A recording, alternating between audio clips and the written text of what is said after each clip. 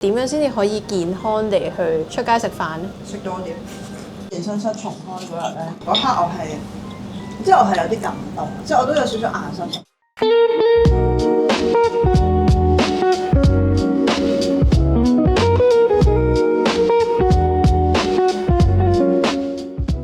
我就好開心啦，可以請到 Marine 同 Ocean。咁咧，我首先恭喜定你哋先，因為我知道你哋5月咧就快拉埋天窗啦。咁咧都好多謝你哋今日花時間咧，特登去同我有一個食餐飯咁樣。咁今日我哋就嚟到 La Paloma 啦，其實係一個喺香港都好多年嘅餐廳，都差唔多有10幾年噶啦。咁我覺得喺香港呢個餐飲業嘅環境可以做到10幾年，其實真係唔容易嘅。咁本身咧大廚係嚟自巴塞羅那嘅，所以其實佢呢個西班牙菜式都係比較偏向嗰個地區多。咁首先咧台面咧就有呢個水果酒，咁因為咧今日係平日，咁我哋之後 Marine 同 Ocean 應該要翻工嘅，我哋都要翻工，咁所以我哋就飲一個無酒精版。平時咧就係紅酒、白酒，咁而家呢一款咧就係一個即係提子汁嘅形式去做啦。咁咧我自己咧就覺得有啲偏甜嘅，不過你哋可以試一試。OK， 我覺得可以接受。我覺得佢多水果味，好清甜喎，其實清爽，佢唔係死甜咯。咁今日我哋準備咗一系列嘅菜式啦，因為我知道 Ocean 同 Marine 咧都係一個非常專業去睇一啲食物嘅人啦。咁我今日就會考下佢哋，或者話俾我哋聽應該點樣去揀食物。咁首先咧就係佢哋咧獨創嘅一個叫 Airbud 嘅，係一個叫空氣發包嘅嘢。咁裡面咧其實係空心嘅，咁佢就喺裡面加入咗鵝肝醬，同埋有黃牛喺面。咁然後咧，佢咧就會喺你哋面前即席表演。有時同 friend 出嚟忍唔住食咧，可以每人拍5粒。OK。但係就真係過分咗啲，我哋就直接成個放落個口嘅，係一下過咁樣。一下過。好似食壽司咁。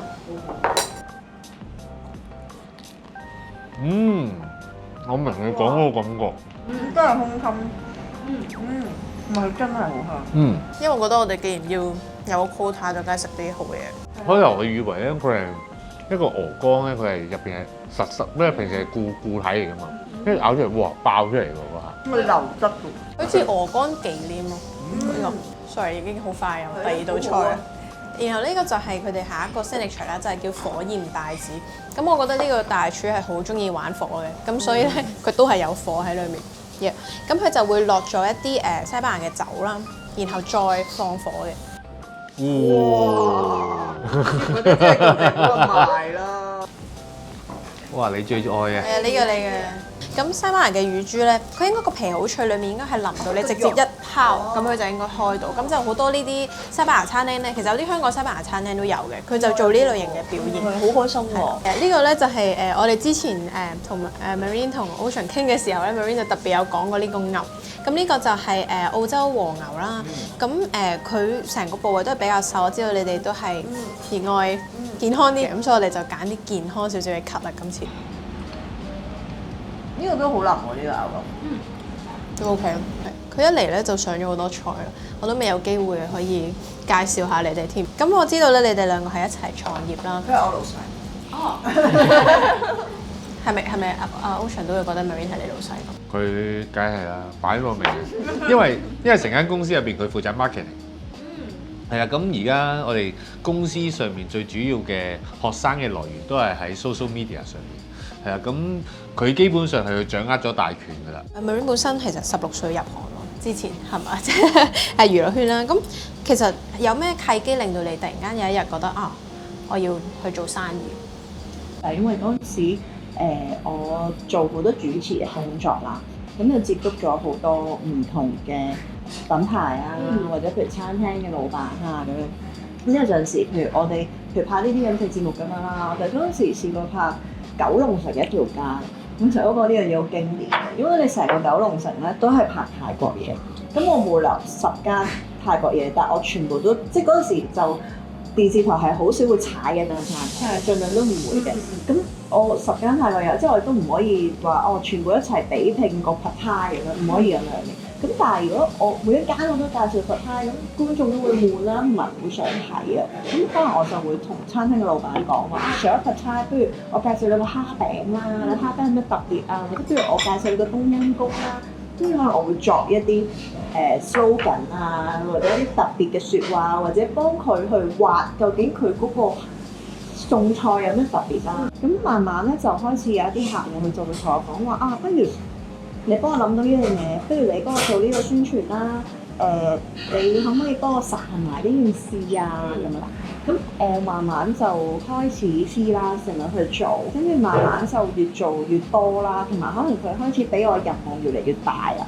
咁譬如可能由初可能幫你諗下跳咗一個顧問，開始可能佢會將好多譬如再大型啲，因為呢啲廣告拍攝啊，甚至乎 media buy 啊，即係可能係買一啲媒體去落廣告，即係嗰啲工作佢都會俾埋我做嘅時候，咁就需要有一間公司咯。咁之後我就開咗一間 marketing 公司咁樣去做。即係 Marine 本身佢哋就係一個慢慢嘅循序漸進啦。咁但係Ocean 你本身就係即係健美先生同健身教練本身就可能係咪都係 freelance？咁我疫情之前我都有一間健身室度工作嘅，咁跟住疫情開始封 gym 啦，咁我就開始咗自己走翻出嚟。咁我係因為我本身以前做教練之前我就教 outdoor，咁我就同佢講話，我要教翻 outdoor 啦。咁我就一句就 OK 咁去啦，咁就開始翻，去到教咗一年到啦，一年到就開始啲學生就開始悶啦，咁開始健身室又開始放寬翻呢啲規矩啦。咁我哋見到當時啲鋪又比較啱啦，個價慳呢啲啦，咁就跟住佢就話不如開啦，咁我好啦，咁就好快就開咗間健身室咁樣。都講下我同我老公開始開咧，我都冇諗咁多嘅。咁我後來就諗，其實我係一個禮拜星期一至日，朝早到夜晚我都係對住佢。我哋係㗎。咁你哋即係就好快變兩公婆啦。咁你哋覺得呢個相處模式有啲，因為有啲情侶唔得㗎嘛，即係有啲可能佢係一定要一日要分開嘅，或者唔可以見得咁多，見嚟鬧交。咁你哋有冇呢啲情況？其實咧，我哋唔係成日見嘅，雖然我哋一齊住啊，因為我好早出門口啊，我5、6點出門口，跟住可能佢晏晝4、5點先翻公司。冇咁晏，有時早啲嘅。唔係啊，咁你night person 啊？唔係因為啱啱開始嘅時候，你唔記得你拍緊，因為佢拍緊一個節目。係，因為啱啱開始我哋開健身室，即係我哋標機啱啱開嘅時候咧，仲係啱啱租鋪，我哋啱啱開始而家拍緊一個節目。係啊，跟住我哋 set up 緊嘅嘢嘅時候，佢早上就出咗去拍嘢，咁佢拍完嘢5、6點先翻公司嘅。我哋公司啱啱開頭嗰2個禮拜，差唔多1個月啦。咁嗰陣就啱啱拍緊一個節目咧，我哋就係喺 Cable 喺開電視入邊咧，就係我要營運一間餐廳嘅。嗰陣時係真營運嚟㗎，係連續10幾日咧，我係真係翻餐廳嘅。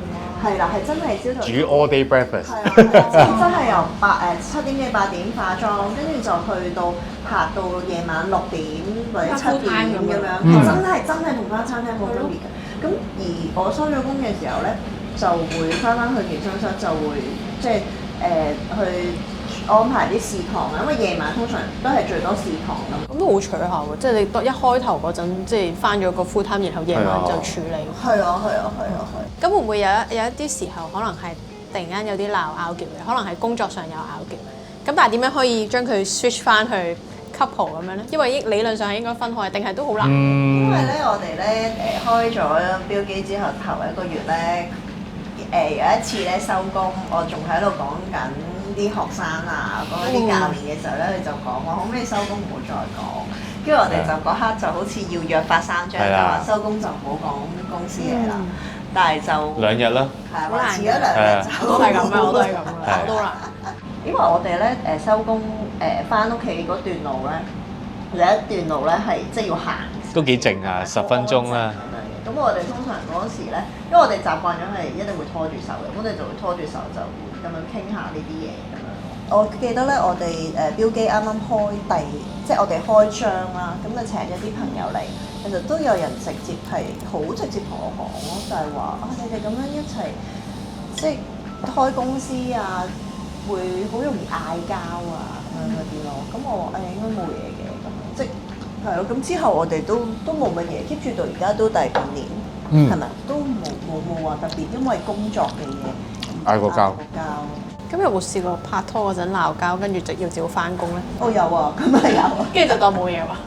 係啊，不過放咗工冇晒事㗎咯。係啊，就唔記得㗎啦，我都唔記得咗鬧乜嘢，總之就係唔睬佢咯咁樣咯。咁但係翻工就要，因為同事都要照傾偈，都當冇事。都冇啊，都唔，因為我都上緊堂，都唔係傾好偈。好，好 Marine 可以試下呢個啦，你豬啊佢期待嘅呢個化嘅乳豬喎食嗰度。係嘛？係啦，頭先就話咧，好多西班牙餐廳佢係成用碟去化開，其實佢理論上呢個都可以淋到咧，係一隻碟咁樣拍落去，佢都可以化開，咁就係最好食嘅一個狀態。同埋佢呢個薯仔咧都好脆喎。係啊，我覺得佢個薯角好好食。係啊，咁咧，你哋即係其實喺疫情，嗰陣開始喎個 business。咁當時即係都好多未知數啦。我哋係曾經以為自己掌握咗個未知數，因為我哋開個刻咧，佢係咁啱開始疫情放寬。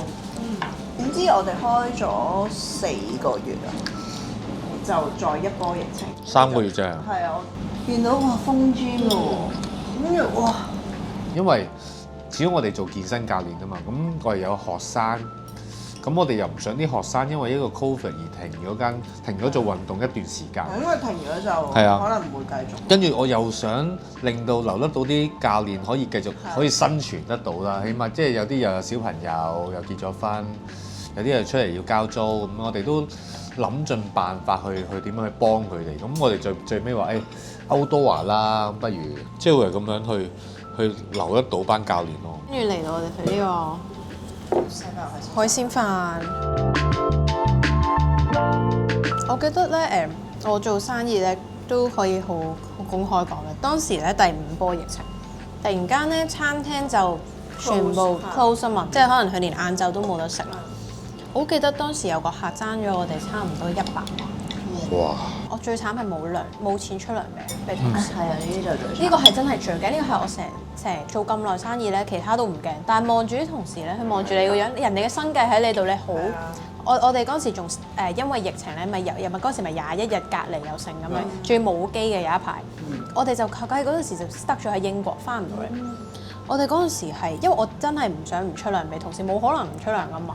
因為我哋食爆咯，食咗成個月爆，即係食白麵包，因為冇現金，佢都唔俾。我哋嗰時疫情係我哋兩個都停工咯，係我哋啊，兩個都冇出糧咯，即係就算唔係嘅就係講底薪咯，即係連上完堂嘅錢我哋都冇攞咯。係好多我哋唔係完咗疫情之後即刻攞喎，我哋係疫情嗰啲都成半年係嘛？係啊，我哋係完咗疫情之後嗰2個月，我哋都未敢攞錢。嗯。真係會驚嗰陣時真係。係啊，係直至到會計同我哋講話，喂，你哋兩個要出糧喎，唔係條數計唔到嗰度喎，你哋要報稅㗎咯喎。咁樣我哋先至係喎出翻個糧俾自己，我哋先至係夠膽出糧咯。因為其實始終我哋開健身室係好受影響嘅行業咧。其實就算疫情完咗咧，我哋都有一段時間其實心入邊都係有啲陰影，係真係好驚嘅。健身室重開嗰日咧，咁我哋有個雜誌上嚟訪問我哋啦。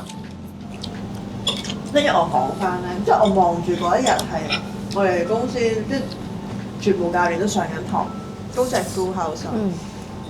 跟住我望住啲教練，其實嗰刻我係，即係我係有啲感動，即係我都有少少眼濕濕，即係我都會講話，其實我都真係好多謝我哋啲教練，因為其實佢留低喺度，先至會有學生留低喺度。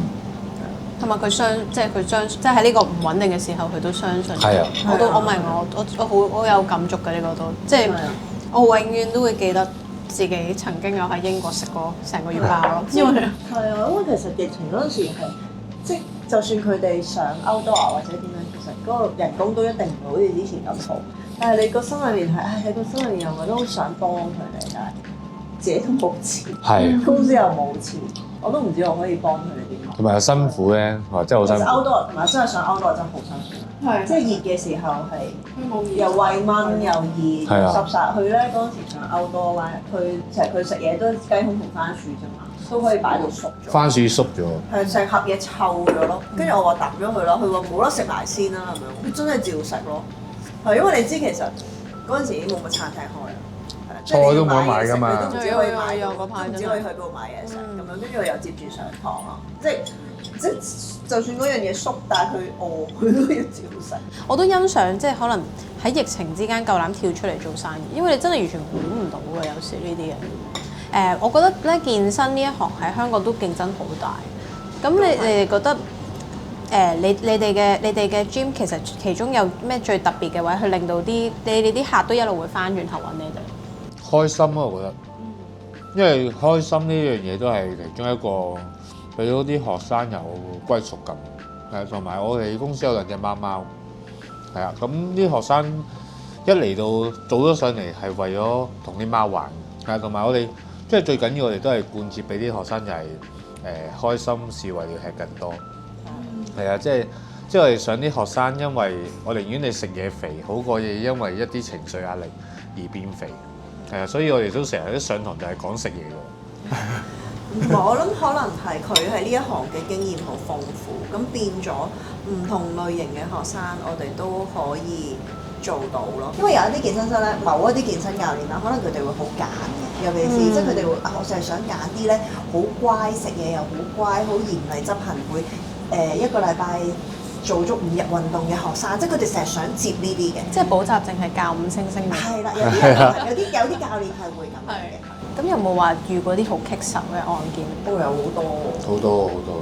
我覺得其實對於我哋嚟講咧，最難溝通嘅學生咧係，佢已經有好多好固定嘅諗法，而嗰啲嘅諗法可能係唔啱嘅，但係佢就會好堅持，同埋佢會不斷駁你嘴咯。但係你話譬如其他，譬如一啲身體嘅問題啊，譬如佢有啲，譬如我遇過有啲學生啦，我有癌症康復者嘅學生啦。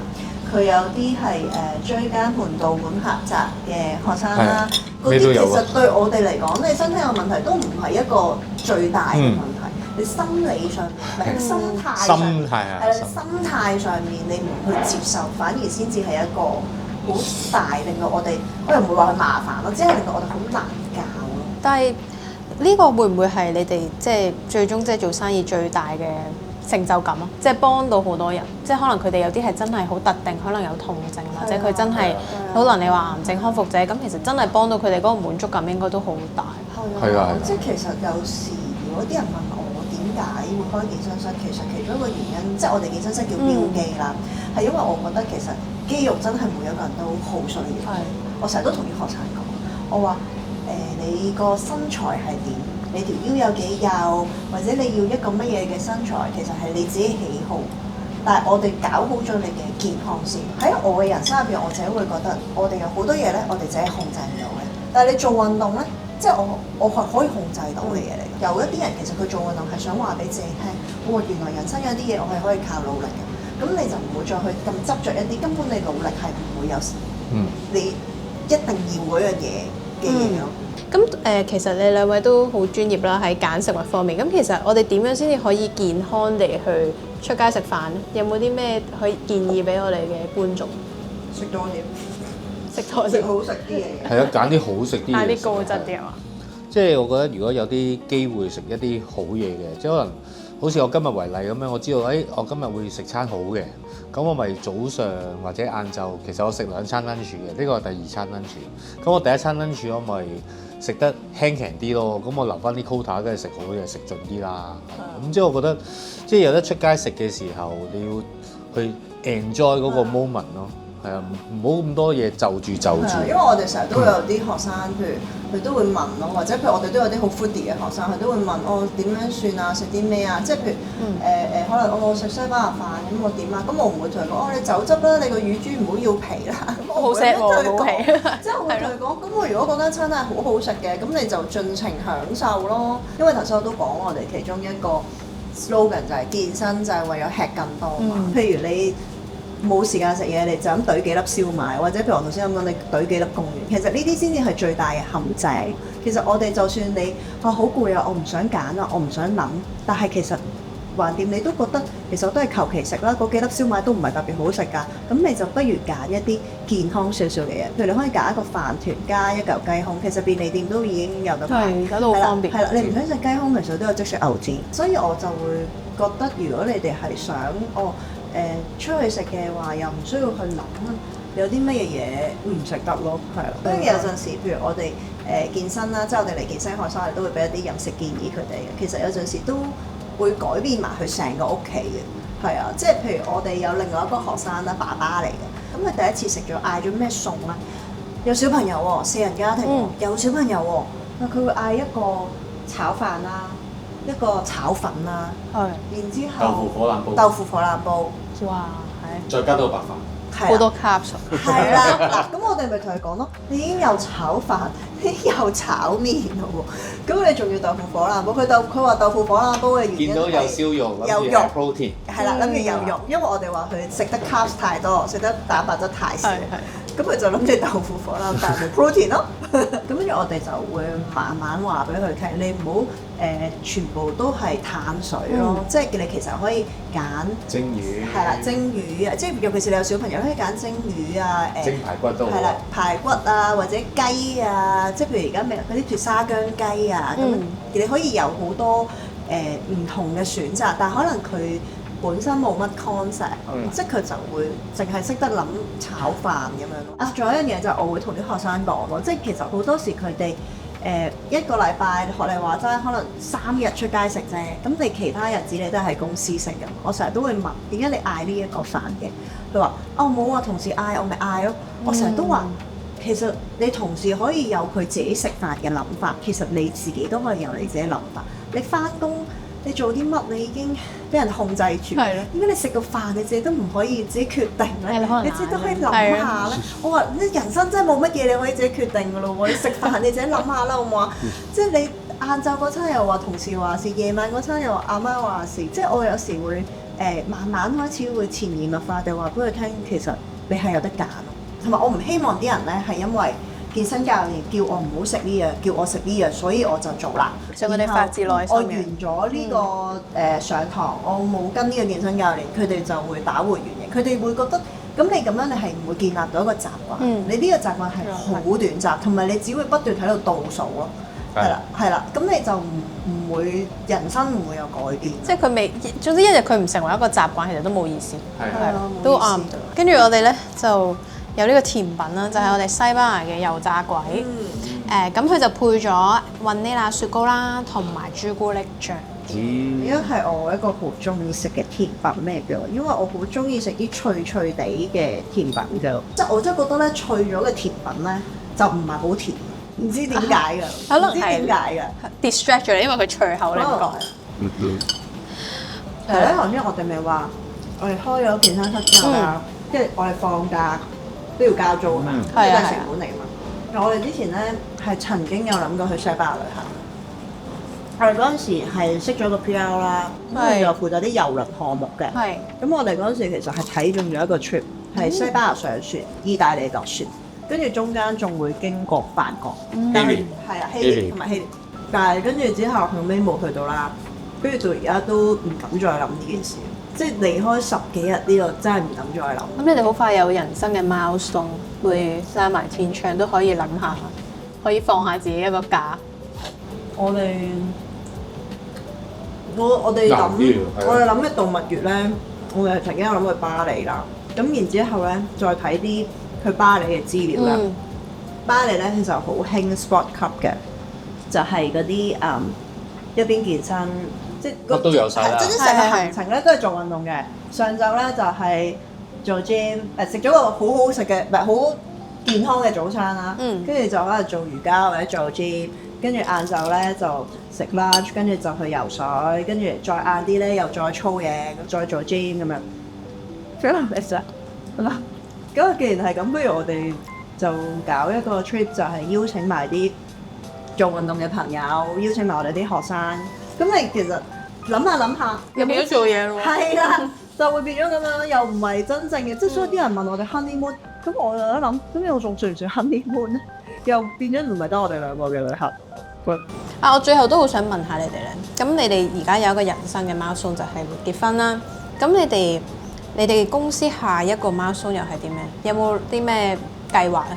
之後如果你話計劃，可能其實頭先我同你講個巴黎 trip 都係呢個我哋想做嘅一個計劃咯。因為其實佢本身係玩開健美啦，其實健美係一個好孤獨嘅運動嚟嘅，即係你食嘢又要好嚴格啦，即係如果佢真係要比賽嘅話，我哋係冇可能咁樣坐低食飯。斷六親係啦，即係佢係望住我，然後佢就食雞胸咯，同埋食白飯咯，係啦。咁然後你去到最後嗰個階段係，因為你要收身啊嘛，你每日食嘅嘢好少，佢哋即係你講嘢都唔會有力嘅，咁係冇晒社交應酬。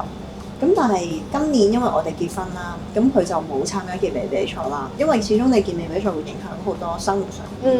咁我哋就籌備婚禮。咁咁佢就轉咗去玩 Hyros 咯。咁 Hyros 就變咗係一啲比較，我哋會玩 partner 啦，即係會玩4人嘅接力啦。咁我哋上次係去咗台灣，有佢啦、我啦，同埋一啲同我哋一齊玩嘅學生。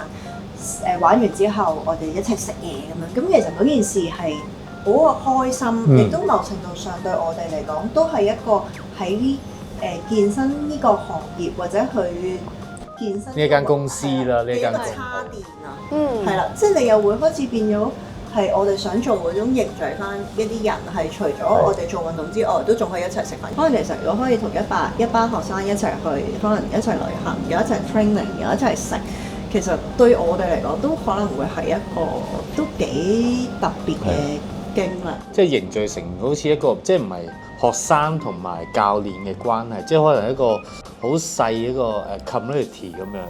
然之後大家一齊去做一齊去共同做一樣嘢，咁樣係嗰種滿足感係唔同嘅。因為我咧都近排睇到，即係成日上網都睇到啲 trend 咧，就係話 Gen Z 後生嘅一輩咧，其實佢哋反而唔再玩好多 social media，反而佢哋中意現實中同大家有 connection。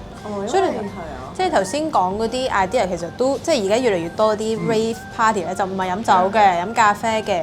Running club 啊，係啊，或者好多或者好多係可能係 group 一啲唔識嘅人一齊食餐飯嘅，即係越嚟越多呢啲。可能我都覺得係一啲後生，可能佢哋由細到大，佢哋反而倒翻轉㗎嘛，同我哋。佢由細到大都係睇 social media，佢而家反而想要真實嘅。係因為 social media，因為佢哋就喺 social media 嘅成長世界入邊成長，然後可能佢哋又會見，即係譬如嗱，我媽嗰代佢就會同你講上網好多嘢都呃人。